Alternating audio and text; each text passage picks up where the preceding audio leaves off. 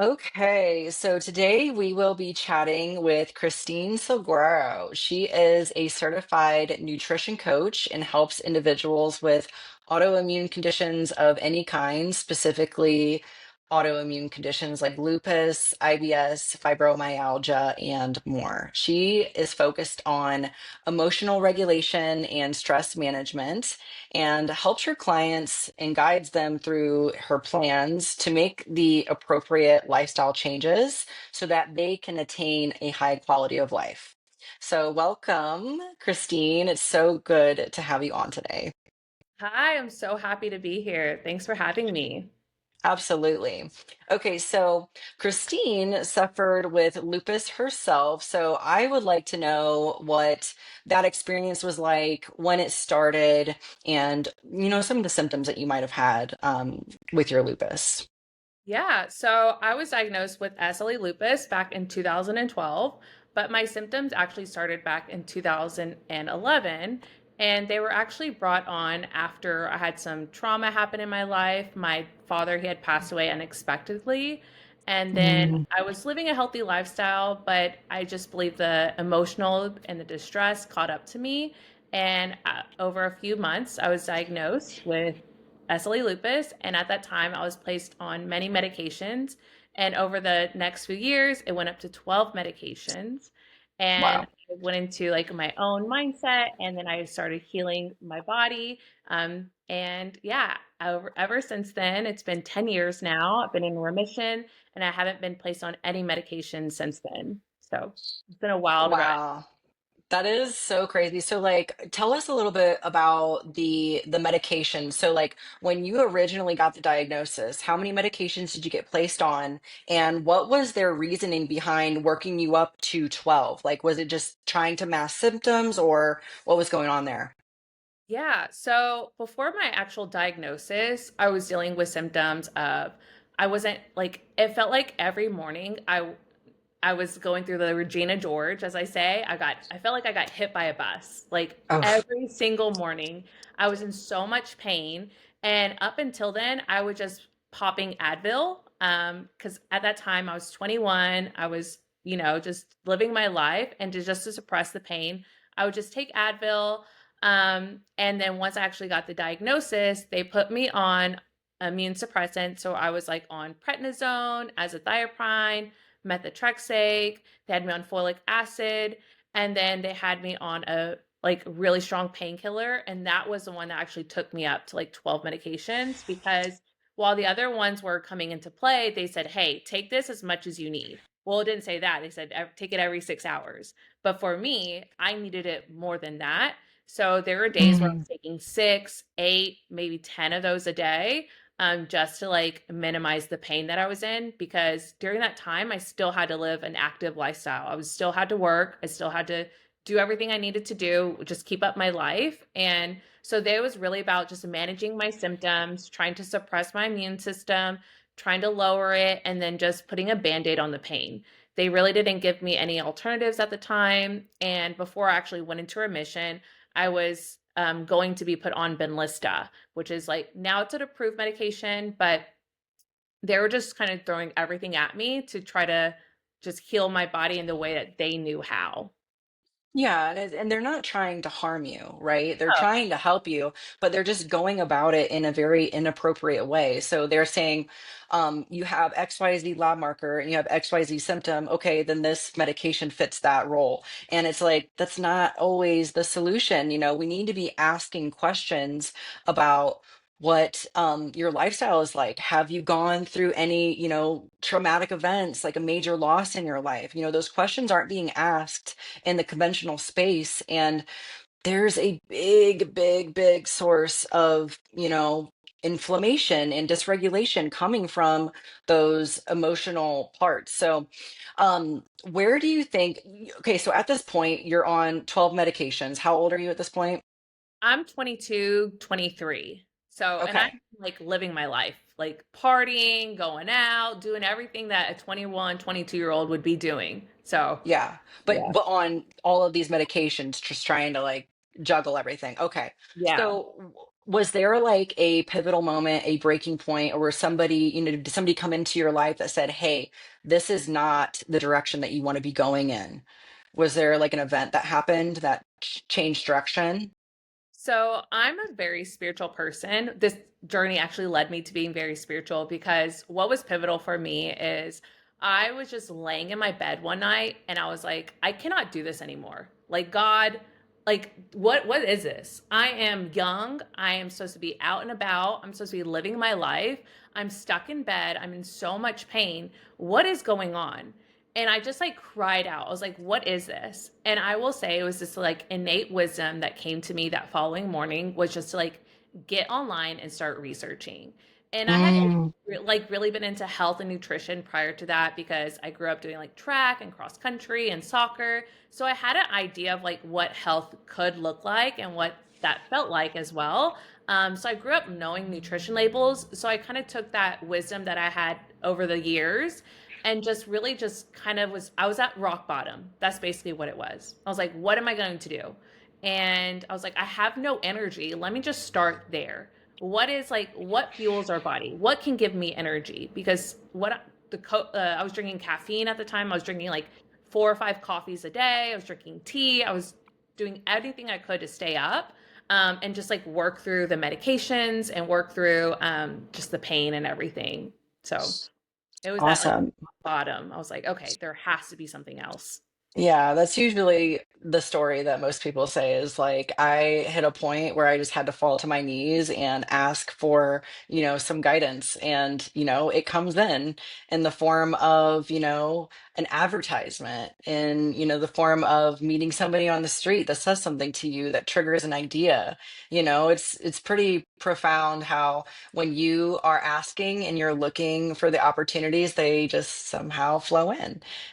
So that's a really cool story. So at that time, so we're on 12 medications, you prayed to God or whoever, higher consciousness, and you got the message to start researching. So now, what was the first few things that you started implementing that caused a big shift where you're like, oh, well, maybe now I can get off some of these medications? Yeah. So at that time, I started researching. I started looking into like organic. Like, what does that mean? Because this was again Hmm. back in 2012, 2013. It wasn't like a really big known thing to eat organic. It was like the hippie thing to do. So I started Hmm. researching like, what does organic mean? What does nutrition look like? What does our food look like? What does it mean to eat whole foods?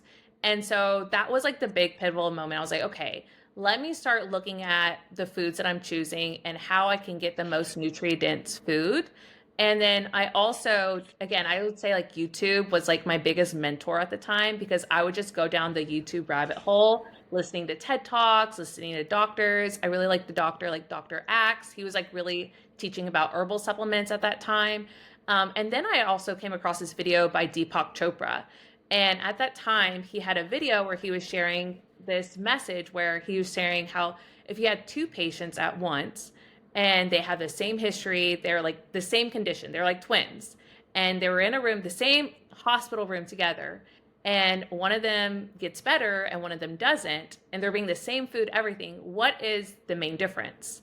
And he really talked about mindset and how we speak over our body and consciousness and subconsciousness and how that can really impact how we feel and how our body listens to us. And so I started going down that route and started realizing, like, okay, let me start speaking health and wellness over my body. Because when I'm taking those 12 medications a day, when I'm going to that bottle of painkillers again and again and again, I was like, I am like just affirming the belief and the idea that I'm going to be continuing in pain.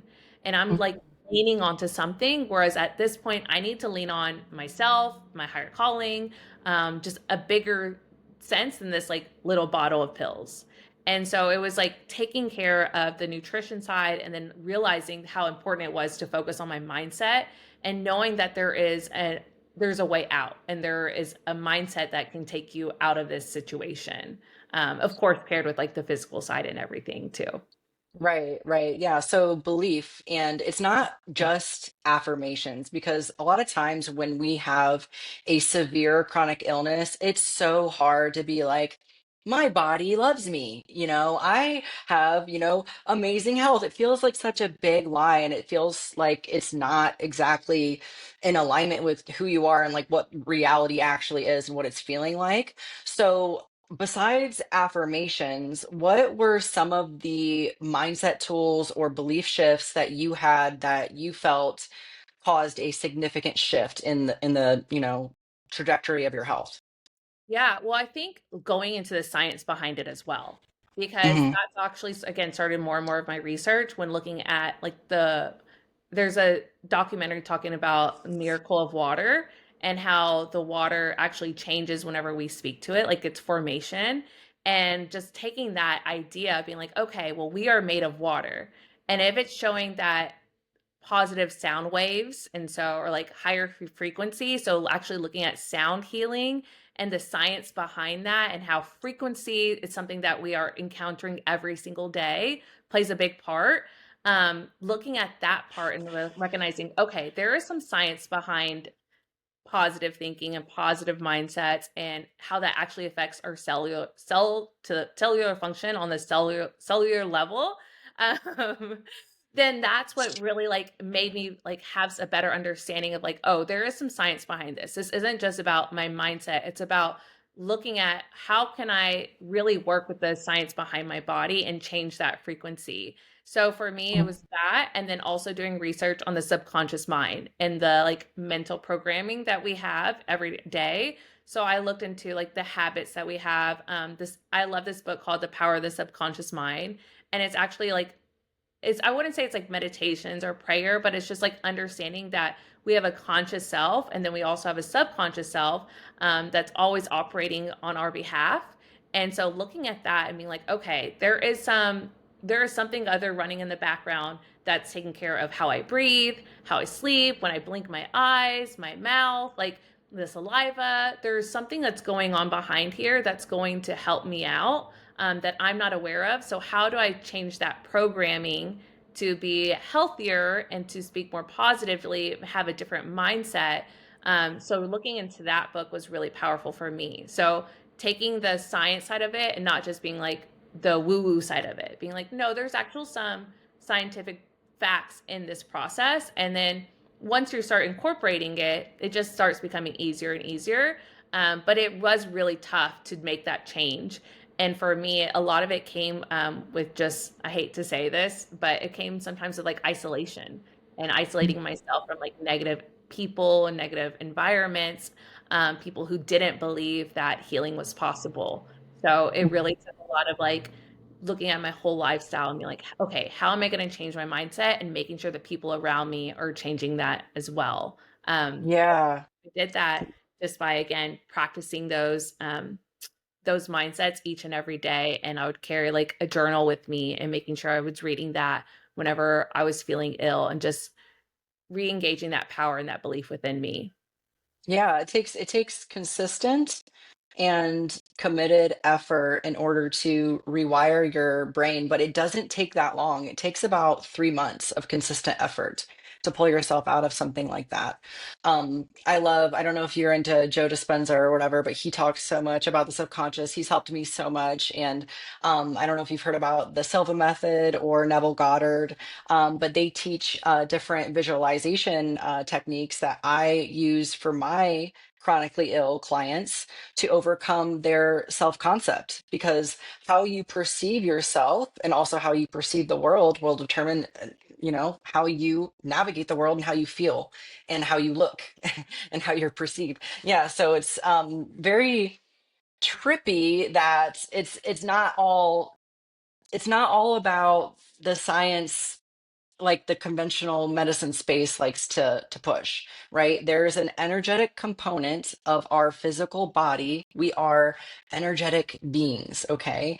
And we have to look at our bodies as an entire system, not just individual markers or organ systems, right? We can't just treat individual things. We're a machine, right?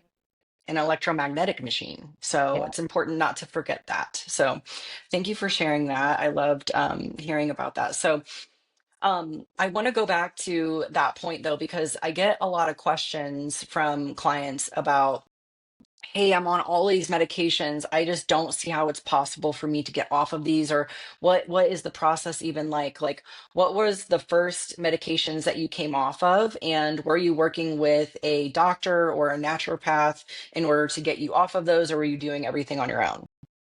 Yeah. So at that time, because I was just really leaning on those medications, like the painkillers, especially, that was the one that I knew that I had most control of because it was like take as needed. I was like, okay, so if I can take this as needed and it's triggering my pain or it's like, helping with my pain, if I can just reduce this one, because it's the one that's really taking a toll on my body, it would really upset my stomach. It would make me have nausea really bad. So I was like, okay, if I can just lower this one, that would be good. So for me, and I know that you mentioned, did you do it on your own? And I don't really like to share this part because I don't want to put anyone in like that position of, not being under medical care. But at that time, I had to do it on my own because no one else believed in me. Not my Mm, parents, my friends, my doctors. They just were giving me, like we said, like just a band-aid. They didn't think that this was going to like I could actually heal from this and there would be a time where I would actually come off my medications. I had to be my own advocate and believe that for myself. So tapering off the painkillers was the first thing I did. And like I mentioned, it's like every time I wanted to reach for the bottle, I would have to like just ask myself like 3 times, being like, okay, is this what I need right now? Or can I like push through this? What is this that's affecting me? Is it like my mindset? Is it I'm just because I'm really tired? Do I just need to sit down for a while and try to work through this? So getting off those painkillers were the first ones that I started getting off of. And then like the foilic acid, that was the second one because I had done some research on that and I just like had this feeling that like it wasn't for me. And then over time, it was like getting off the steroids because at that time, the steroids were keeping me up for days on end. I'd be up for like 2 to 3 days because how it just affected and impacted me. And I was just like, we know how important sleep is. And so the fact I wasn't getting any sleep, allowing my body to get any rest, and I worked on my feet in retail. So I was just like over pushing my body. So yeah, focusing on reducing those was like the main thing. And over that time, it took about 6 months to get off all my medications. And again, I was doing it on my own. And I will say, I was just doing it based on, I hate to say this, but how I felt. I was like, okay, like I just feel better. I know within my intuition had taken me this far and I'd felt so good and I could see the symptoms decrease. And I was dealing with like acne at that time, rosacea, I was dealing with skin issues and just seeing those lower and lower and lower. I was like, okay, like my body's talking to me and I'm going to listen. mhm. It's brought me this far. So we're here. And so it wasn't until Yeah. I was off all my medications and I shared with my parents. I was like, hey, I'm here now. They're like, oh my God, you have to go to the doctor. I was like, I don't think I need to. But I did go after a few months. I was like, okay, it was like at the 8, 10 month mark. I was like, let me just go. And I went in and my labs were fine. They were clear. They checked, they do the whole joint test. And she's like, I don't know what you did, but your labs are fine. It's clear. You're in remission. Um, Keep doing what you're Mhm. doing. I was like, okay. But yeah. Yeah. That's the downside to the conventional medicine space because they completely remove your agency. They make you believe that you're not smart enough to know what's going on in your body. And that's a big part of my practice is ensuring that people understand, number one, okay, if we're going to be spending all of this money on the lab test, I'm going to sit there for an entire hour and make sure that you actually understand what these lab markers mean and what that means for you. Like, okay, your beta glucuronidase is high. All right, what does that mean? Okay, then we need to remove X, Y, and Z food because that's what's causing that to be high. So they are empowered with the why behind what I'm telling them what to do. When you go to your doctor, they just say you need XYZ medication because it's going to help with this diagnosis that you have. There's nothing explained further. And 99% of the time, they don't tell you the side effects that are associated with it either, or like the long-term health implications that it can cause. Like all of those medications you were on, that is so alarming. Like the damage that it can do to your liver is insane. So did you do any type of like liver cleanse or any like specific cleanses, or did you do any type of like herbal supplements or anything like that? Yeah, it's so funny that you mentioned that because it's bringing back so many memories. I grew up watching like Mystery Diagnosis, and that's actually how I figured out like what to do is, you lay out all your lab work and like what you're saying, what you do is like you go through each line one by one, and I would sit there and I would just Google, what does this mean? What does this mean? What does this mean? Because no one was telling me in the office. I would have an Mhm. appointment for 30 minutes and I spent an hour in the waiting room. So I'm like spending more time just waiting to see the doctor. But yeah, it's just so crazy how they do that. But for me at that time, I didn't. I didn't know anything about liver cleanses. I didn't know anything about parasites, gluten, dairy, soy. I had no idea about any of that. I was just going off what I felt like was right. And I was listening to my body every step of the way. I was like, okay, let me just take a journal. Let me just jot down what I'm experiencing. Because at the time I was like, I didn't know. I had no one guiding me. No one knew. Again, it was so far. No one was talking about any of this back then, unless you were in, again, the small circle of the hippies that were trying to like, live off the earth. But I was living in the city. No one was around me. No one knew. So yeah, at that time I didn't do anything. But eventually I've learned, and over time I've done my own set of cleanses and experienced more about those things. Yeah, yeah. So you got your diagnosis around 21, 22, and then how old were you before you started coming off of the medications? Let's see, I was what, 24? 20, Okay, yeah. so you struggled with the lupus for about 2, 3 years. Yeah. Hmm. Yeah, and isn't that just crazy? Is like we trust so much, we put our faith in these doctors so much, and yet in a 3 year span, they put you on more medications, and in a 6 month span of you actually connecting with yourself, shifting your mindset, and checking in with yourself and building self awareness, you came off of everything and healed yourself. And that's what the point of my work and your work is to get people to understand that, hey, there is hope. Even if you are on 12 different medications and you're in chronic pain, you've got like a legitimate diagnosis, just because your doctor says that you can't heal doesn't mean there isn't a second opinion out there. And there are a lot of light workers, energy workers, and healers out there that are wanting to help you, just like you and me. And we're here. It's just hard for us to get the bat call out there because people are so conditioned and brainwashed to believe that you need a 10-year degree in order to have any, actual information or to be able to help anybody in the health space. And that's just simply not true. These herbals that we use, these supplements, organic foods, all of these things can be so pivotal for Yeah. us, more pivotal than a medication will ever be. And a lot of people don't really understand like where the medical system, started at, like who was in charge of structuring the medical system and how the pharmaceutical drugs are actually tied together, and how there's like one big oil tycoon that's making money on both ends, and it's a very sinister thing, and it's hard to believe. It's kind of reality shattering, but nonetheless it's the truth, right? Like we just have to wake up to that reality that they are profiting off of our chronic illness, and there is no hope or end in sight for that chronic illness if you continue to rely on the conventional model. It just is Yeah. what it is. They're Yeah. not healers. So Yeah. Talking about going back to the research that I had done, one of the biggest game changers for me is that I had watched this video where they were talking about Bayer and Monsanto and about like the organics. And once I started doing my own research. I was like, let me go down this rabbit hole. And once I realized that they were connected, I was like, oh, this changes the game. This changes, like, there is a link and there is a higher power that is operating behind the scenes, not always benefiting for us. I'm talking about the pharmaceutical industry. But yeah, it was wild.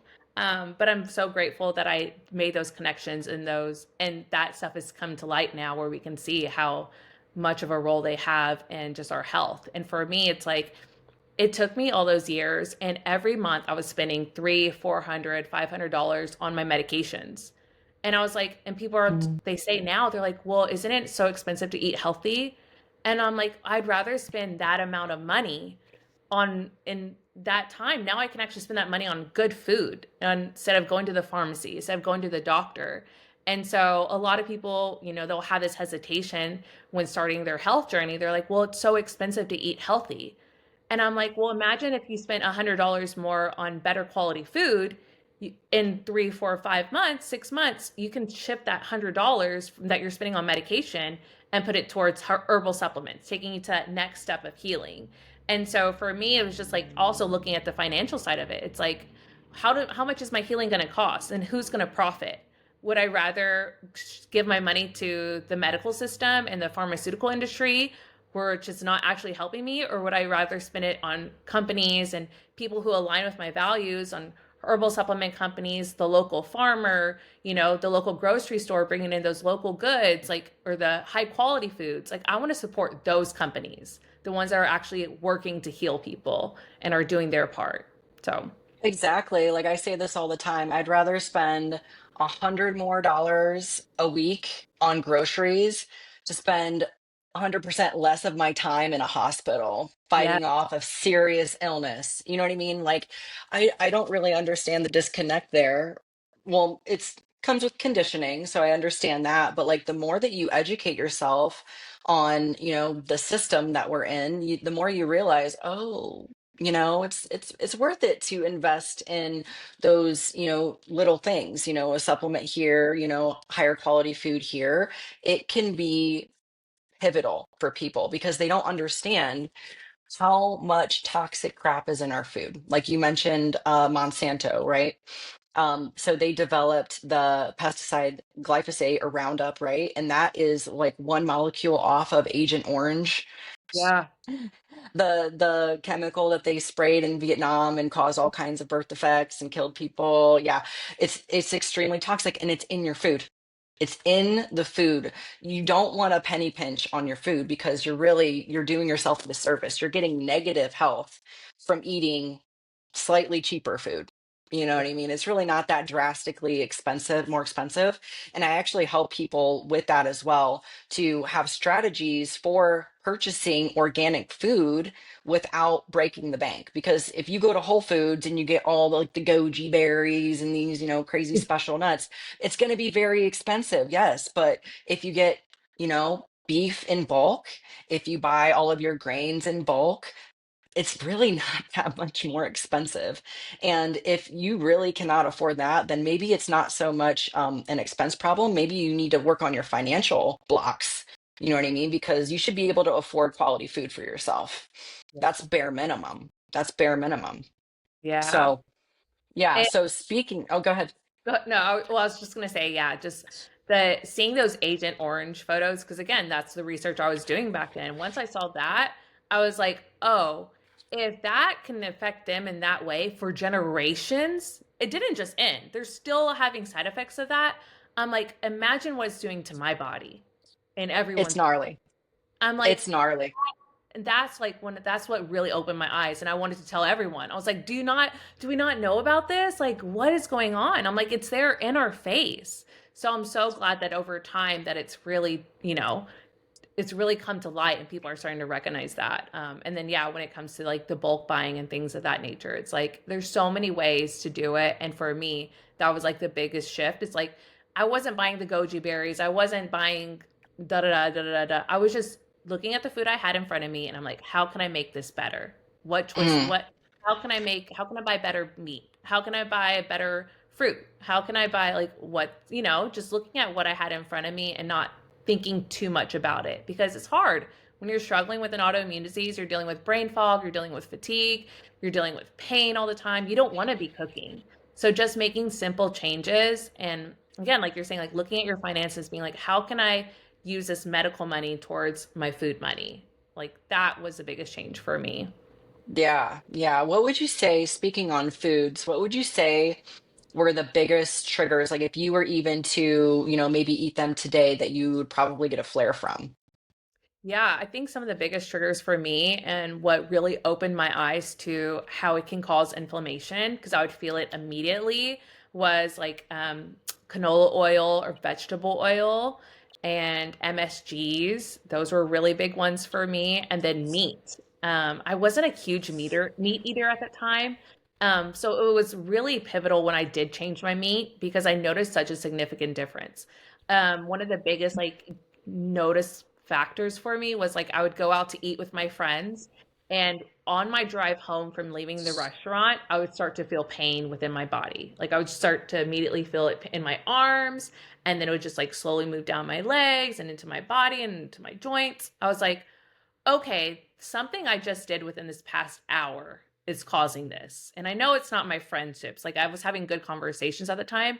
And once it started happening more and more, I was like, it's the food, it's the oil. Because if I could make those same meals at home without those oils, because that was the biggest change, I started using olive oil, coconut oil, avocado oil. Once I saw the difference between the two, I was like, okay, this is where I need to make the first changes. And then again, looking at the hormones, antibiotics, all those things added to our meat. I was like, okay, let me go down this route. So those are the biggest changes that I still feel to this day. I'm a really picky eater when it comes to my meat. I really try to get the highest quality ones, and I'll feel the difference. There's been times where it doesn't settle in my stomach and it just comes up because my body is like, I cannot digest this. This is not good. But luckily over time, as much as I don't like seed oils, it's been a blessing to be able to get to a place where I'm able to have lowered my inflammation, have, control and awareness over my body. So if I do go out for my friend's birthday, if I do go out to a family gathering, I'm still in a place where I've healed my body enough to enjoy certain foods. Where I do Yeah. really grateful for my friends because they love good quality food as well. So we'll choose a good quality restaurant, but not everything's going to be like that. So even when it comes to gluten and dairy, I'll still be able to enjoy a piece of cake without having huge side effects like I used to, because I've been able to heal my body and have, as I would say, like a more normal life. But it's all about balance at this point for me. But so I do enjoy my cake every once in a while. I love a good French fry. So I love Yeah. it here and there, but it's all about balance. Totally. And that's what people get a little bit scared about with, embarking on like a healing protocol. They think they're going to be super restricted. They're going to have to do this crazy elimination diet. And that might be true for some people that have very severe leaky gut. And that's something that you experienced as well. And you can share a little bit more on that in a second. But basically, like, how compromised your gut lining is will determine how many foods you can handle, So getting to that point of having a strong mucosa, the lining. So for me personally, I use a lot of peptides in my protocols. People that have like a lot of severe issues, a lot of food sensitivities or malabsorption, I will use specific peptides like KPV, BPC 157. I'll use those to heal the gut lining so that when they go to eat the expensive organic foods and the supplements and whatnot, they're actually able to break down, assimilate, and absorb that nutrition from the food. But um, explain a little bit more about your experience with leaky gut and how you came to be aware of that and what exactly you did, like maybe supplement wise or maybe like herbals like aloe to improve and heal that. Yeah. So I was able to get into remission, like I said, with just eating like a whole foods diet, practicing on the nutrition and the mindset. And so I actually was able to get a lot of healing before I understood what leaky gut was and how your body and your gut is really connected in that sense and how it plays such a huge role. And so I used a food tracker, I used like again, like a journal, and I was just tracking everything I ate. And I realized at that time I had a kind of idea that I was lactose intolerant, but that like really kind of clarified it. I was like, okay, I cannot have dairy. And even prior to my lupus diagnosis, I was tested for celiac disease, and they said, no, you're fine. I went to a gastro doctor. They tested me because at that time, again, I had gut issues leading up to my lupus, but it wasn't severe. Again, you're 21, you're partying, you don't know, you have gut issues, you just think you're hungover. So it wasn't until like again I went through a few years, I was like, okay, I'm starting to understand more and more and more. And I actually had a fitness coach who had dealt with gluten intolerance before, and she was the one who actually was like, hey, I think you should try this. And I did, and within a week, I felt better. I was like, okay, there is something here with gluten intolerance, even though, again, my test results came back, you're not celiac, you're not gluten intolerant. It was just like an innate feeling. I was like, okay, this feels good. I feel good. Let me do this. And then I really had an eye-opening experience whenever it was like 2020. It was in the midst of COVID, where I just moved. I was stuck at home. And I had a feeling that my house had mold because I was like living in like more so the rainforest. It was really wet and it had like a stench to it. And then since we were home all the time and I was working all the time, just over within like 3 or 4 months. And I started eating a lot of like legumes and a lot of grains, like even though they're oats, um, just things that would trigger my gut that I wasn't aware of. And at that time, my face blew up. I don't know if you've ever seen the movie Hitch. When he has that allergy reaction, my face blew up. It was awful. Um, Mm. and it was just so bad. And then I went to a functional medicine doctor, and that's when she diagnosed me with SIBO and Candida. And then we went on a leaky gut protocol, and I did all the diets. I've done food FODMAP as well. And so just went through that process, and she gave me certain probiotics. I forgot how to say it. It's like I have it here, but it's like it starts with SB. But it's one of those that was like really powerful. And then I started doing like oregano oil to help like just help with my immune system. But one of the biggest things was like aloe vera because it's a cheaper one to do. It's so easy to add in. And then just again focusing on the diet was like a really big help for me. And at the time, she did give me some herbal supplements. I don't know them off the top of my head, but she would just like make little concoctions for me, and those are so powerful in my healing journey. And I'm actually starting to use those again. I know we chatted a little bit before the podcast, but starting to incorporate those more back into my diet because I feel like it's really all about knowledge, and it's having a better understanding of your body.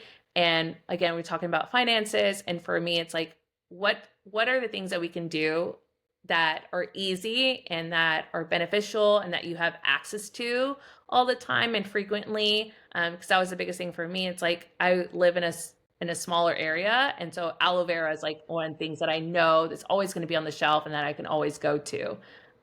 So yeah, going through all the diets, using all the supplements, have been really helpful. And I'm so excited to learn more about peptides. I would love to talk more about that, and I'm going to learn more from you because I know they are so powerful and they're a game changer now, going to this next step of healing. For sure. And like not everybody has to use not everybody has to use peptides.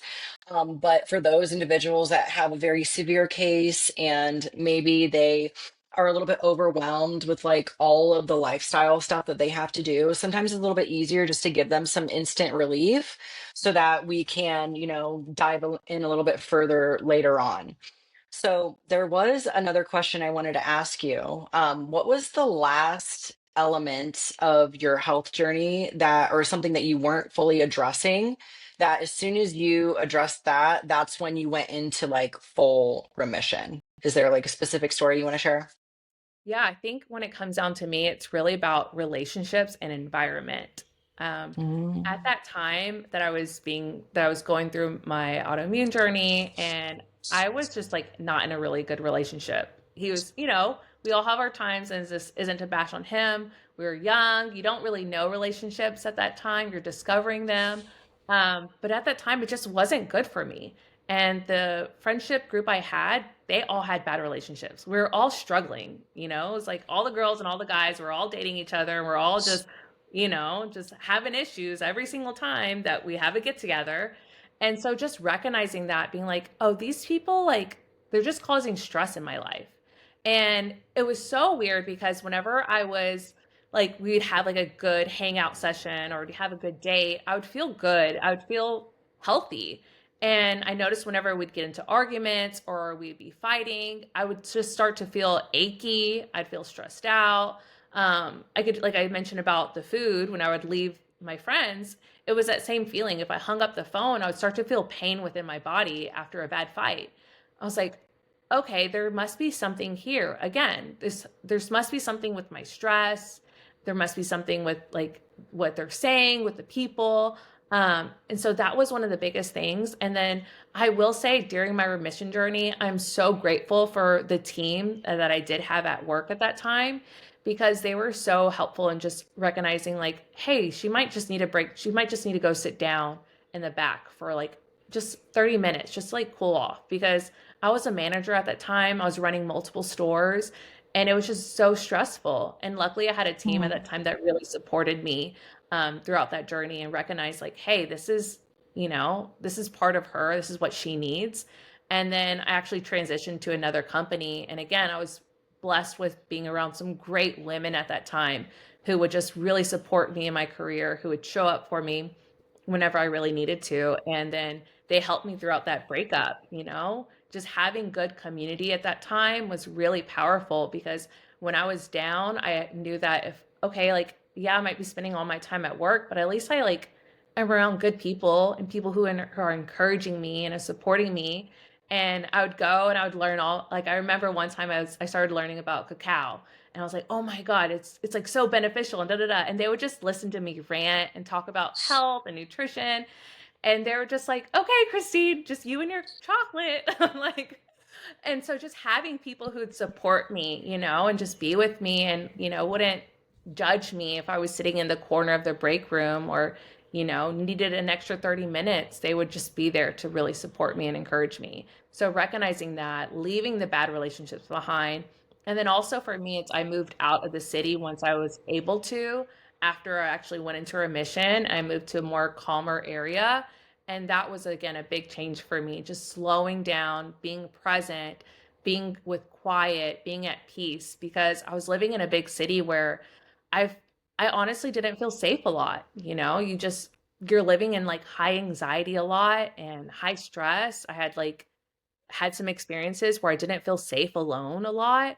And so recognizing like, oh, my body is just in a state of high cortisol, not only at my work, but I leave work and I still don't feel safe within my home, within my body, within my relationship. So creating a safe environment for myself physically, like in the where I lived, where I worked, and then also just like within myself, and within like the relationships I had was really powerful. So yeah. Yeah, yeah, that's huge. You said a few things that sparked some thoughts because I genuinely believe that the blue zones that we have, it's not all based on diet. Some people really tried to run away with the whole thing. Oh, in these regions they eat more plants. It's not necessarily true. They also have a lot better community and they also eat what they have evolved eating. You know what I mean? They haven't, separated themselves from that way of eating for thousands of years.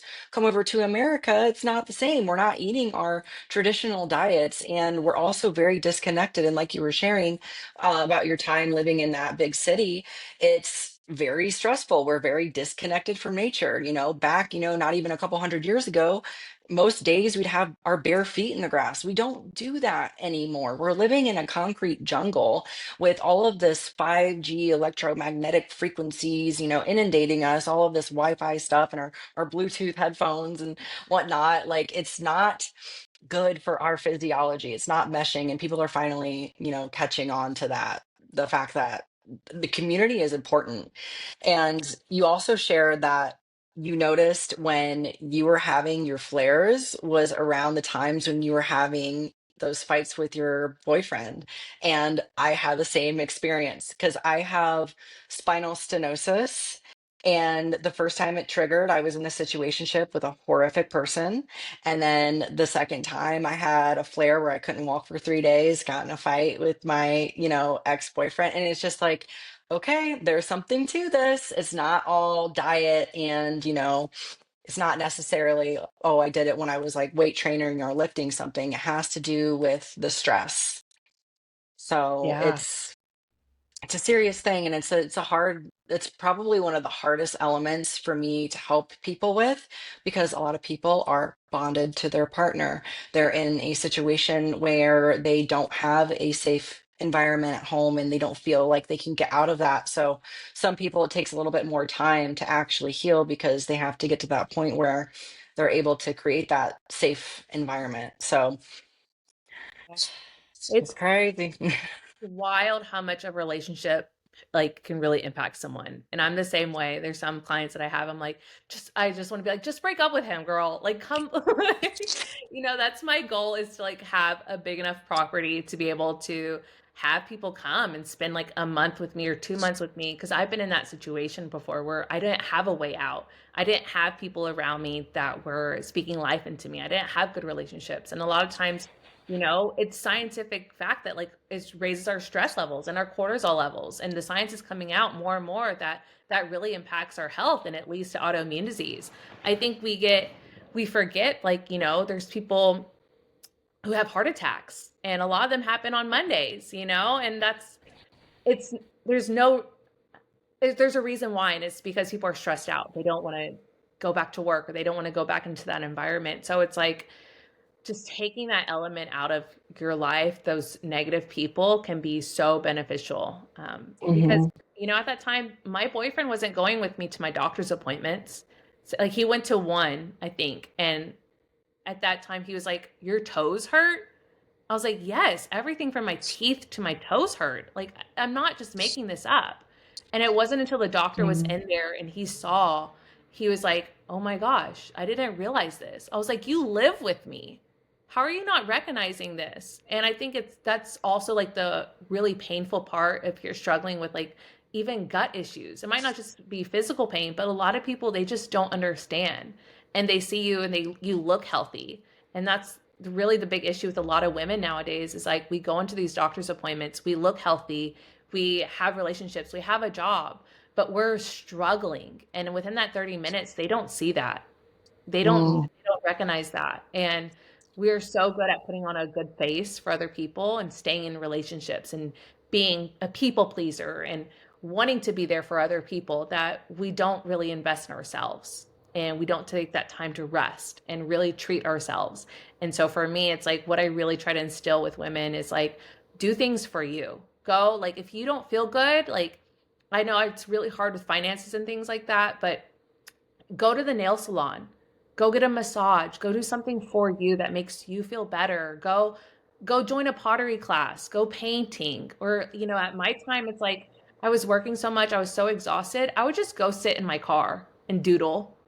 Just go to the park, go find a place where I can just be by myself and like have some time and just create some peace. Put on a good funny show, go to put on a chick flick. It's like really just learning how to calm yourself, because a lot of times, like, we are all we have. We can't rely on other people. And that's what this journey taught me so much, is like the doctors aren't going to change my diet for me. I have to make those decisions. No one else is going to sit there and tell me that you can get overcome this. I have to become my own cheerleader. And it's so hard. It's so hard to go through that situation. But it's like at the end of the day, we're by ourselves. Whether we're in a relationship or not, we have to do that work. So Yeah, we have to be our own advocate, right? Like we can't just rely on our external environment to, you know, we can, I guess, lean on our external environment for support, right? We can find those people that will support us and remove those that don't, but we can do a lot internally. And there's something that I teach my clients as well, like filling their senses, filling all five senses with beauty. First thing in the morning, set the tone. Listen to your favorite song, a beautiful song, that maybe has a frequency that's not misaligned. Maybe not rap music isn't the best choice, but if it gets your body moving, maybe a little twerk session to get the trauma out of the hips isn't too bad. Yeah, and just your favorite cup of coffee, journal, get the nasty thoughts out. I call it the mind dump in the morning. So 10-minute journal practice, set the timer, and there's no direction. It's just thought comes up, it puts it on the paper, and you just flow. And sometimes it's really interesting to just kind of go back and see what you know, those circular thoughts, like what is constantly going on in my head? What does my belief system really look like if these are the thoughts that I'm having? So it becomes tangible in that sense. But Yeah, filling your senses with beauty can be insanely beneficial, and a lot of times it's like free. You know what I mean? You don't even need to put in a lot of money for that. Um, but that, I think, concludes our call. I really definitely want to get on another one with you. I feel like we just hit wave tops there, but yeah, at a later time, maybe we could do like a longer call, like an hour and a half, and really get into the nitty gritty because I'd love to go through with that. And then maybe if I get a lupus client, then maybe we could kind of see what the lab markers and whatnot look like and kind of compare that to like maybe how you were feeling and how they're feeling. So that would be cool to do like a little case study together too as well. So again, thank you, Christine, for coming on with me. It was so great meeting you and looking forward to our next call. Yeah, so I'm so grateful that I was able to join you and just connect with you, and so grateful to share our messages about how you can heal your body, and that we want to encourage you to be empowered to do it yourself as well. Take on that ownership. Like, you can do this. I believe in you. If I can do it, she can do it. You can do it too. And we're here to let you know that it is possible for you to have health and healing. Absolutely. And where can we find you on what's your social media platforms? What's your username? Yeah, my username is at Christine.in.remission. So Christine in remission with little dots in between.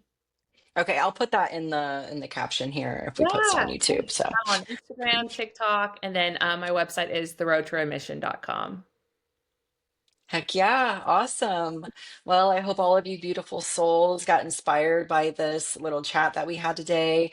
And again, just like Christine said, if you're going through a chronic illness and you feel like there is no hope in sight, especially with working with your doctor, there is hope. There is a plethora of healers out there that want to work with you, that want to help you, and that want to give you a result. A lot of people believe that these, health coaches and whatnot are out to sell you a supplement or to take your money. And that is simply not the case. A lot of us, just like Christine and myself, we went through the trenches. We had a chronic, debilitating illness, chronic pain. We suffered and we saw that there were other options outside of our conventional medical system, and we healed and we got better. And we want to make that a reality for you as well. So, with that, I hope you got inspired. I hope you take a little bit of time to maybe learn about nutrition, or you guys can reach out to myself or Christine. Thanks. Okay.